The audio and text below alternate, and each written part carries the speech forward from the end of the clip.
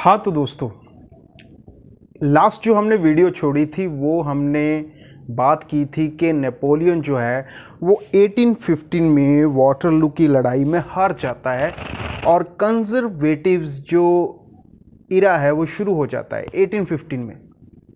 लेकिन ये कंजर्वेटिव्स है कौन? लिबरल कौन होते हैं? रेडिकल कौन होते हैं? अरिस्टोक्रेसी किसे कहते हैं? कहाँ से आते हैं ये लोग?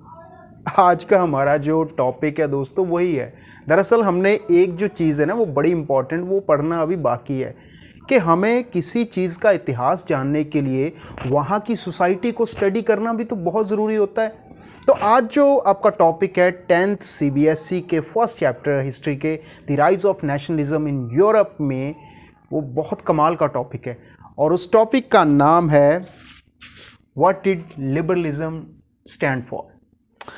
कि लिबरलिज्म जो है उन्होंने नेशनलिज्म के लिए क्या किया, लिबरल आइडियाज़ कहाँ से आए।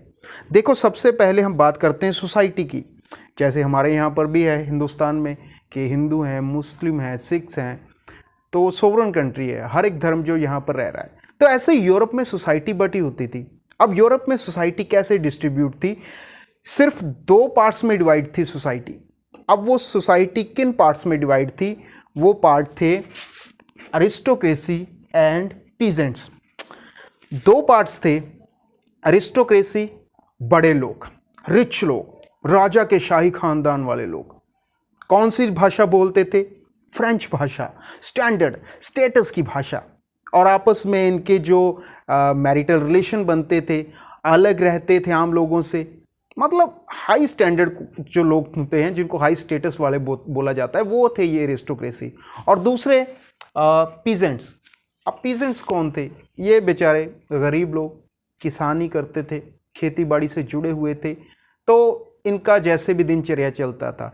तो ये कॉमन लोग थे, इनके जो आपस में संबंध थे वो रिलेशन इनके अलग बनते थे। मतलब इनका अरिस्टोक्रेसी से कुछ भी लेना देना नहीं होता है।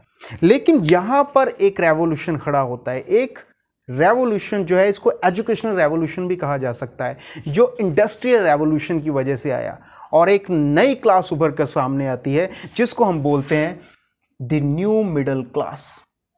जी हाँ, अब ये न्यू मिडिल क्लास क्या थी? ये वो क्लास थी कि इंडस्ट्रियल रेवोल्यूशन की वजह से इन्होंने इंडस्ट्रीज़ में काम करना शुरू कर दिया।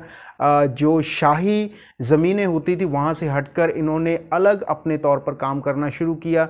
इन्होंने रूसो जैसे, वॉल्टेयर जैसे राइटर्स को पढ़ना शुरू किया और इनके दिमाग में ये आइडिया आया कि हम कब तक इन लोगों के ग़ुलाम रहेंगे, हमें खुद भी तो आगे बढ़ना है, हम आज़ाद होना चाहते हैं।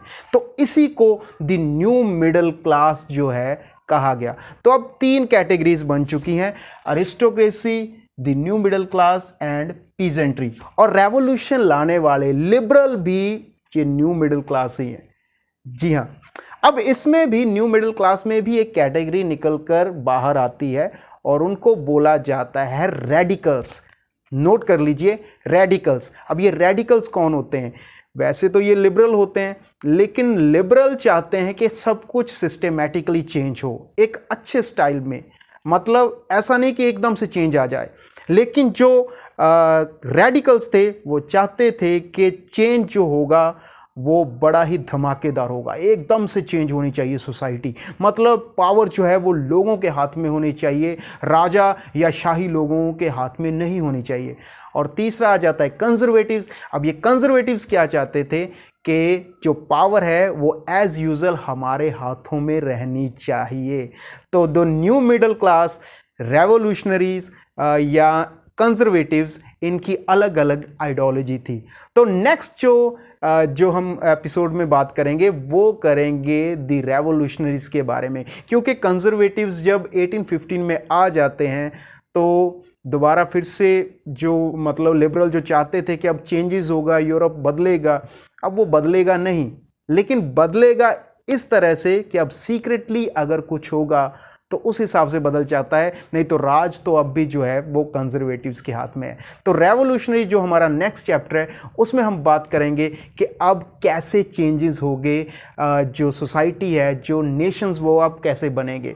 तो अब तक के लिए इतना ही। अगर आपको आज का हमारा कंटेंट अच्छा लगा, समझ में आया, तो कृपया वीडियो को लाइक कीजिए और चैनल को सब्सक्राइब करना मत भूलिए। Thank you so much.